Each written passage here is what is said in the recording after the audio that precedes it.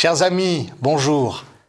Je voudrais aujourd'hui que nous réfléchissions, puisque c'est bientôt le changement d'année, une nouvelle année, je voudrais que nous réfléchissions au changement d'époque dans l'éducation, dans l'instruction nationale, ou publique, comme vous voulez, parce que, effectivement, l'impression que l'on a quand on connaît bien le système, quand on le voit de l'intérieur, mais j'imagine aussi quand on le regarde sans en connaître forcément les arcanes, c'est que l'école de la République n'est toujours pas entrée dans le XXIe siècle. Je me rappelle il y a quelques années avoir participé à une conférence, un colloque sur l'avenir de l'éducation. Il y avait un tout à fait respectable inspecteur général de l'éducation nationale qui s'était écrié, c'était vraiment le cri du cœur. Il avait dit finalement ce qu'il y a de magnifique dans notre système, c'est que le système créé par Napoléon dure toujours.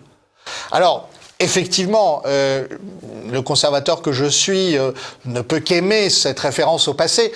Il faut quand même se poser la question de savoir si la centralisation, le centralisme du système napoléonien est ce qu'il faut pour l'éducation du XXIe siècle.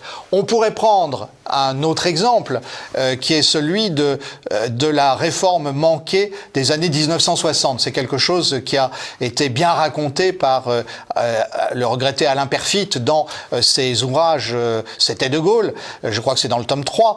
Il raconte effectivement que la crise de 1968 a toute une antériorité. Parce qu'au début des années 60, Jacques Narbonne, qui était le conseiller du général de Gaulle à l'Élysée pour les sujets d'éducation et d'université, avait recommandé l'orientation des élèves vers des métiers plus techniques. Le général de Gaulle s'était empressé d'encourager ça parce qu'il disait nous avons besoin d'orienter les élèves pour aller vers les métiers de la révolution industrielle, vers les métiers de l'industrialisation de la France. Et Peyrefitte raconte très bien dans son livre comment tout ça a été enterré par qui ?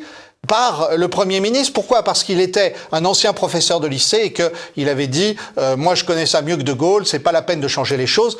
Tout ira bien. » Tout est allé tellement bien qu'il y a eu la révolte de 68 et qu'il y a eu effectivement l'afflux massif d'étudiants vers des matières de sciences humaines et sociales qui n'étaient pas forcément ce qui les menait à un emploi. Alors, aujourd'hui, en cette année de fin d'année 2023, au début de l'année 2024, nous allons devoir vraiment prendre conscience qu'il faut un changement d'époque, qu'il faut une révolution dans l'éducation, et cette révolution, elle va passer, nous l'avons déjà dit plusieurs fois, par la déconcentration, la décentralisation, l'appel aux initiatives venues d'en bas. C'est ce dont nous allons reparler souvent dans l'année 2024.